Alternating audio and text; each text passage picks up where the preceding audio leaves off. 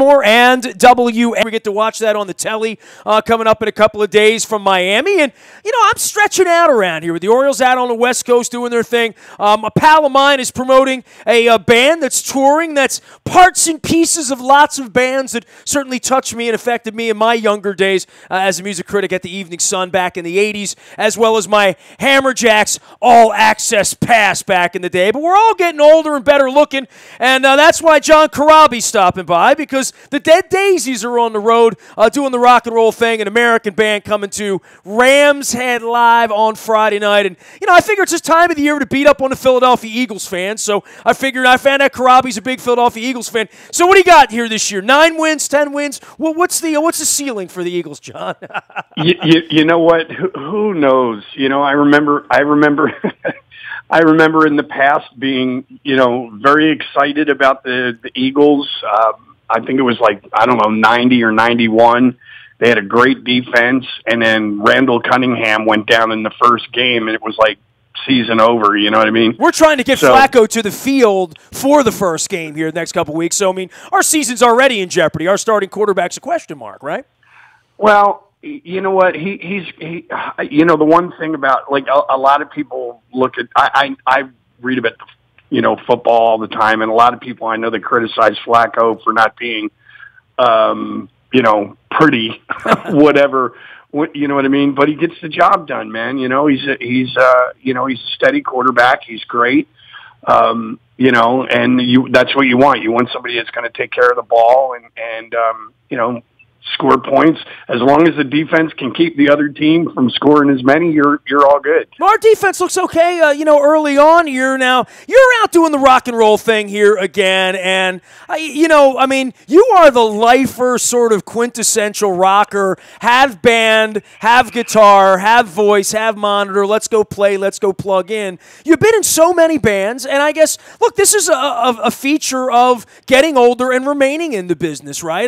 Going back to Motley Crue, which was a huge break for you 25 years ago. Rat, and you've touched it. It's like you're like sort of the Kevin Bacon of rock and roll. You've kind of touched everybody, right? Yeah, and actually, I'm still doing it because I'm too old to play football, and you don't want to see me with power tools in my hand. So this is all into how to do, and and it's weird. Like, I had a weird path. When I first started with a band called The Scream, we got our first record deal. We were on tour, and, I loved that band. I loved all the guys in the band, but who knew I was going to get a call to join one of the greatest, biggest bands in the world at the time. And then when I got in Motley, who knew the way they were talking and they felt about Vince when I was in the band, who knew that he was going to come back? So it's just the cards that I was dealt. And I have no ill will or anything about anybody I've played with. I get along with pretty much everybody. Yeah, you've gotten on stage with Vince and jammed and with various members of various bands. And this band itself has been a little bit of a hodgepodge of players, kind of like Ringo's all-star band, right? No, well, there's a little bit of a misconception. I know that they use the term collective. I think it was just kind of, for lack of a better term, to cover their butts with, in the beginning. Because, if I can go back a minute, David Lowy, our guitar player, started this band with a singer named John Stevens. They're both from Australia. John was the singer for INXS for a while, and he's a very successful solo artist. And David was in a few popular bands in Australia as well. And, so they get together, they wrote a bunch of songs, they went into the studio with session guys and did a record, that a lot of people were like, wow, this is really good. So they wanted to go do some shows. That's when they contacted Marco. They had Richard Fortis, and, they tried to put something together to go out on the road. And, at the end of the day, there was some scheduling conflicts. But it becomes hard when you're in other bands. When you're bringing the Daryl Joneses and the Bernard Fowlers in, when Mick and Keith say, let's go play, they're not in the band anymore, right? Exactly. And that's why that's, kind of fast forwarding. That's why this lineup now with Doug, we were out on tour with Dizzy and Richard, and they got the call to go back to do the Guns N' Roses thing. So, which has been a pretty good thing, by the happen. way, the Guns N' Roses thing. I mean, that hope springs eternal for every band when you could be dormant for 2 decades and figure out a way in sobriety and in your 50s to figure it out, right? I mean, that's a good thing. A lot of guys aren't going to get a chance to survive to be able to do that. You know right? what? I saw that show. I live in Nashville now, and I saw that show, and I have to be honest with you, like, that band walked on stage. They were, contrary to popular belief, they were on time. They played for 3 hours. Axl sounded like the record. The band was tight.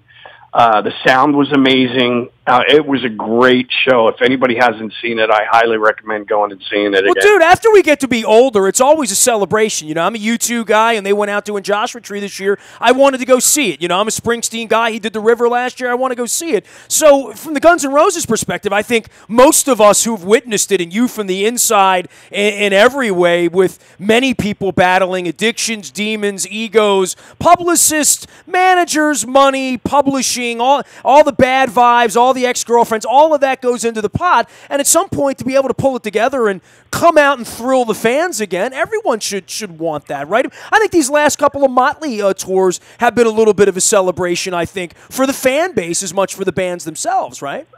Yeah, I think to a degree, everybody wants to go back and hear that song that they had their first whatever to. And yeah, I'll just leave it blank. You fill in the blank. But you know what I mean? It's just, there's a bit of nostalgia there, and I mean, even with us, we go out, like, we're a relatively new band still, especially here in America. And, so we'll go out, we'll play some older Dead Daisy stuff. We'll play some just classic, cover songs from artists that we grew up listening to. We just have fun, man, and it shows on the audience, it's cool. Well, I think a lot of guys like you've been out on the road so long, and we can go back into the Wayback Machine with the Scream and Hammer Jacks and all the times you've been through town collecting people, collecting musicians, collecting DJs, former washed-up music critics like myself, along the way, that when you do go out and do something that's a new project, you've got your own Facebook group, your own Twitter group, your own people, and you bring other people into that, and you're giving people a night on a Friday night to go out, shake their ass a little bit, and listen to some rock and roll, which I think for all of us, with bands dying off, artists dying off, some guys, sort of getting fat and old, retirement, can't do it anymore, can't play anymore. I think it's a great night anytime we all go out and celebrate a little rock and roll. Yeah, and you know what, to be honest with you, like one of the other things, if I might add it, I think, especially here in America, I think we could all use a little bit of a break from all the political BS that's going on, whether you're on one side or the other. It's getting a little out of hand. I just was watching this stuff that was happening recently in Virginia, and it's just like, come on, like, and that's the one beautiful thing about music. Like, I can literally stand on stage in front of 1,000 people, and they're probably all different political viewpoints and opinions about everything, but for 2 hours, they just have a good time together. And that's like awesome to me. You know what I mean? John Corabi's our guest. The Dead Daisies is the band. That's Friday night at Ram's Head. If you're familiar with John's work, either through Rat or Motley Crue or his own work or various bands, he's put this project. Tell me who's in the band. Tell me what kind of music you're playing. Get the folks excited about coming out on a Friday night, John. Well, we have the one and only Brian Pishy, who's played with Ozzy Osbourne, Foreigner, Billy Idol, on drums. Marco Mendoza on bass guitar and vocals. He was with Ted Nugent and Lizzie, played with Whitesnake for a minute. And then we have Doug Aldridge on guitar and vocals, who played with Dio and Whitesnake. And then our founder, David Lowy, he was in a few bands in Australia, one called Mink, Red Phoenix, and a band called The Angels. And then myself, and it's just, honestly, like I said earlier, it's just more than anything, we're just going out, we're playing classic rock and roll, the stuff from around the time the Beatles did Revolver to about 1980 or a little later, and this is the music we grew up listening to and love, and so that's kind of the vein of what we're doing, and it's just 5 guys that have known each other forever. Like I said, I've known Doug Aldridge since he was 15 or 16 in Philadelphia. I've known Marco and Brian since early 90s. So we're just all friends. It wouldn't be unusual to see, even if we weren't playing, it wouldn't be unusual to see us sitting in a bar, having a drink and watching a football game or something together and hanging out. You know what I mean? We're pals, we're friends, and we're having fun. I want to get to your Philly background in a minute. Before I do that, I want to talk a little Kiss with you and Bruce Kulick and that connection, too, because it felt like you dropped every band there, dude. Like, literally, between the 5 of you and all the connections, like, virtually every band in the world, going from In Excess to Kiss all the way through, all the heavy metal era and the Hammerjacks era, as we call it here in Baltimore. But, I was out in L.A. 2 years ago. My wife and I did 30 baseball ballparks in 30 days for the bone marrow registry. My wife's a 2-time leukemia survivor. And we got out to Dodger Stadium, which is my favorite stadium, by the way. And we're down on the field before the game with Janet Marie Smith, who's actually the architect who built Camden Yards, who's now a VP. She's a Baltimorean out there at Dodger Stadium. And I go on the field, and I look, and it's like right before the national anthem. It was right during batting practice. And there's Bruce Kulick with a acoustic guitar. Bruce was doing the national anthem that day. What are the odds, right? Yeah, he's been asked to do that quite a few. Actually, you know what? We did something together when we had Union, and we came back to Maryland, and it wasn't a major league park, but it was like a smaller maybe college or high school thing. There was some sort of convention thing going on, and they had hired Bruce to come for the day and play the national anthem there. So he does that quite often, it's pretty cool. And I gotta add, you know what, we did a record, the Dead Daisies last year called Make Some Noise. And, we're very, very happy that a lot of the football teams, baseball teams, and now even NASCAR has added Make Some Noise for their home games at the stadiums. And I think the Baltimore Ravens played it a few times in their stadium as well. So we're very pleased about that. Make some noise. You know I'll get everybody Googling that and finding you. You can find him out on Twitter at CrabLegs59. That's a good Baltimore reference, of Crab Legs. But, when I put Karabi into a Twitter search, it changed it to Crab for me. So I guess you get spell checked out at this point. To the Philly. Go ahead. That came, it's funny. My last name is Karabi. And when I joined Motley, because a lot of people they're like, wait, why do people call you Krabby? Do I really want to know? And I'm like, honestly, it was Mick Mars gave it to me. And because he never called me by my first name. He would always call me, he would go, hey, Karabi. And then it wind up going, hey, crab. You know what I mean? It wound up just being Krabby. And it's just stuck. It's like, since 1992 now, everybody's been calling me Krabby. Well, everybody from Philly is Krabby, right? I mean, but Rich Heritage there, rock and roll, though. Until we get a Super Bowl ring, we're going to be a little pissy about this.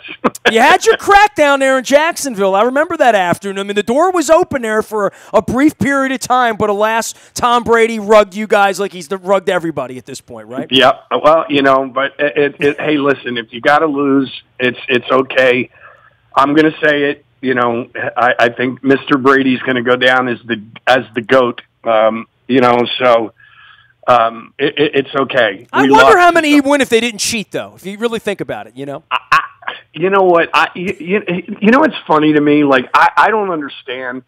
Like whether I know there was Deflategate and all that other stuff, but it's like I don't know, man. I can throw a football, but it's like I still think to put it on the numbers, whether it's inflated or not inflated. There's a talent to that, like the timing and all that other stuff. So I don't really care. Yeah, we're in Baltimore. We've been beaten by him more than the Eagles have been beaten by him. John Corabi joining us here from the Dead Daisies. All right, so the Philadelphia thing and the connection here. Johnny Allen down here from Child's Play said at one point many, many moons ago they were trying to recruit you into Child's Play, but you wound up in this little band called Motley Crue instead. But, you know, I'm sure the Philadelphia background and the connections with Poison and the connections with the Rothschilds and the, I guess, Cinderella and Tom Kiefer and everything that was going on, this region back in the 80s, and from the Trocadero and the Ardmore and all of that to down to Hammerjacks and down to the Boathouse in Norfolk, a lot of these clubs spawned a lot of great musicians and a lot of great music still going on many, many, many years later, right? Hey, don't forget your hometown Kicks boys. Kicks boys. I can't leave Steve Whiteman out of it. I'm sorry. We consider them Hagerstown, but that pisses Whiteman off when he says that. Well, that's okay. You know what I mean? But it's just like I'm pretty sure at this point, like, you know, and for a long time, you know, anybody just said Maryland, you went Kicks. Kicks. You know what I mean? Like, they own the whole state. We call them the Baltimore Beatles. That's what 98 Rock coined that about 30 years ago. The Baltimore Beatles. Kicks. That's them. Well, they're still a great band. I see those guys pretty much every year on the Monsters of Rock cruise, and you know, it amazes me. I remember going to clubs when I was just kind of getting into things, and I would imagine we're around the same age, but I remember going to see them before they really blew up, and I was in the club scene in Philadelphia, New Jersey, you know, down the shore era, and they were already popular then. You know, so it amazes me. Like, Steve is still singing his tail off, and all the guys are playing their tails off, and they're just a great band, you know. So I don't know what it is. It was funny thing. Like, when I moved to LA, I used to just sit there and I would look around at some of the bands. Now, there were some exceptions, you know, so I don't want to generalize. But it was funny, man. Like, I would go and I would see some of these bands and people that were playing in L.A., and I'm like, man, hands down, this band that I'm seeing here in L.A. wouldn't stand a chance against some of the bands that I grew up listening to, like Kicks and just some of the bands in New Jersey. You know, some of the talent that was back here was insane in the late 70s, early 80s, you know what I mean? It was crazy. Well, I mean, Tommy Conwell and Bon Jovi and, you know, all of the bands that were coming through the Philadelphia and playing at the Shore, like you said. You know, Springsteen, let's not leave him out. That was a little bit earlier, but I'm sure that was on your ledger as well as you were growing up, because you're of that age where if you weren't listening to it, everybody around you was, for sure. Yeah, I mean, it was crazy. Like, I mean, even some of the newer age stuff, there was, you know, it was funny. I moved to California because a buddy of mine, Johnny D, who actually wound up being he was the drummer in Britney Fox. Johnny was in my solo band, and he had gone out to California on vacation, and he came back and he's like, dude, we got to go to California. It's crazy out there. There's all these clubs, and all they do is original music. That was the thing when I was playing back here. You could only do like a couple of originals throughout the evening. They just wanted cover songs, and we were trying to get out of that and write our own thing. And so I moved to California because there was really not a lot of places that offered like a kind, I don't want to say metal, but like a rock, classic rock or heavy rock original scene. So we moved to California, and sure enough, you know, shortly after I moved to L.A., and about 5 months after that, Cinderella got signed, Britney Fox, Tangiers, like all these bands out of Philly, and I'm like, my timing is horrible. But it was crazy. I mean, there was Kicks, even Twisted Sister to a degree. Sure. In, you know, kind of up in the North Jersey, New York area. There was, you know, Bruce Springsteen, Bon Jovi, Skid Row, Cinderella, Britney Fox, Tangiers, Kicks, and then there was the other guys like I don't know if you remember or not, but like the Hooters, Robert Hazard and the Heroes. Absolutely.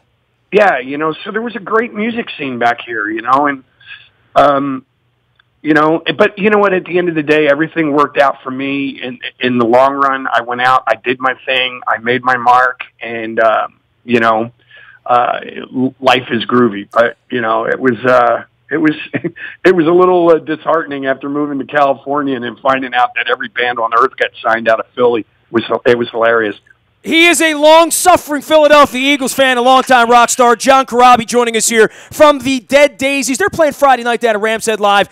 You can learn more at their Twitter as well as Instagram. Hey, man, this social media is great for the old rock stars, right? I mean, it really does allow you to promote, to strum a guitar, to do things live, to do Facebook Live, and to be interactive with a fan base. I mean, look, every guy who was ever in a band, and I know, I speak for you, you hung up those little brochures on walls places and on trees places and on stop signs trying to get people to your show when you began. Facebook and Twitter and Instagram, all this stuff allows bands like yours to to let people know you're coming to town, right?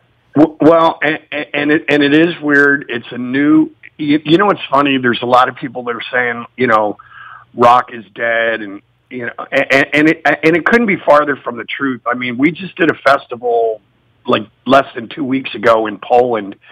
It was crazy. We played with a 60-piece orchestra, 65-piece orchestra, but we played to almost 300,000 kids, and it was unbelievable.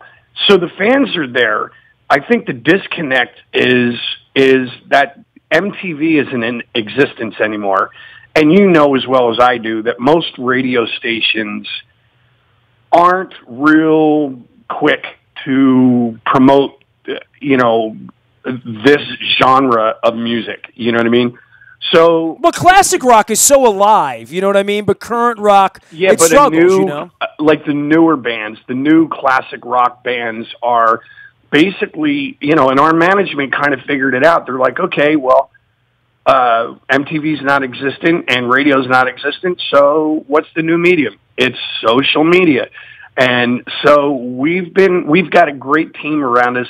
We have a guy that travels with us every day with cameras and videos. And we kind of bring the fans into our world. We let them watch us travel at the hotel rooms and while we're eating dinner, like they're around. But the fans love it. They love it. So you just gotta. It's just kind of figuring out the niche and how to work it and let the fans know that A, you're alive, and B, you've got a new record out. So, but our management figured it out. I'm horrible at this kind of stuff, but we're all kind of getting better at it. And I got to give it to like I said earlier, I got to give it to our managers for opening our eyes to it. Well, hey, man, it was great to visit with you. I appreciate you making a little bit of time. Keep rocking on the road. We'll see you on Friday night down here at Rams Head. I'm going to be giving a couple of tickets away on our social media later on in the week. You'll definitely want to go to WNST there on Twitter and learn more about it. John, take care of yourself. I don't hate on the Eagles. I was a season ticket holder up there from 1986 till 1992 when we didn't have the Colts here anymore. And as long as Jimmy Schwartz is calling the defense there, I'm not going to hate on the Eagles because I have no use for the Redskins, no use for the Cowboys. Have never really liked the Giants so much. So, I'm indifferent to anything that's not purple, but that's a Baltimore affliction, my friend. You know what I mean? Take care of yourself. I get it. I have a very dear friend in every Sunday. We Twitter back and forth or text each other back and forth. Like, I'm watching the Eagles, but I'm also watching the Ravens, and I'll kid with her. I'll go, hey, what's going on? You guys are losing. And we go back and forth it's, I actually dig the Ravens, man. I think they're a tough team, and I like that. Being from Philadelphia, we like tough. Hey, we have a Philadelphia kid who's our quarterback, so you can't ask for more than that. So Philly can't completely hate on Joe Flacco, There you go. He's got more rings than they got. That's my cheap shot at the end. John, take care, man. Good having you on, bud. All right, buddy. Thank you. You got it. John Corabi, he is CrabLegs59 out on Twitter. And with the band, The Dead Daisies, you can follow them, The Dead Daisies, out on Instagram as well as Twitter as well. Doug Aldrich, Marco Mendoza, Brian Tishy, David Lowy of Australia, and John Corabi down at Rams Head this week. You can find me and a lot of sports stuff. The Orioles, of course, out on the West Coast this week, trying to keep their hope alive, as well as the Ravens getting ready for Miami and more fake football, as we've learned that Joe Flacco will not play fake football this year. The question now is whether he will play real football on September 10th in Cincinnati. Nasty at WNST.net finds me. I'm on Facebook, Twitter, LinkedIn, Snapchat, Instagram, all the places the dead daisies are, and you can reach me nasty at WNST.net. Peter Principle's now up to Chapter 11 online. You can go read about Mike Messina and his departure to Pinstripes and relive the agony all over again. I am Nestor. We are WNST.net, AM 1570, and WNST Towson, Baltimore, and we never stop talking Baltimore sports.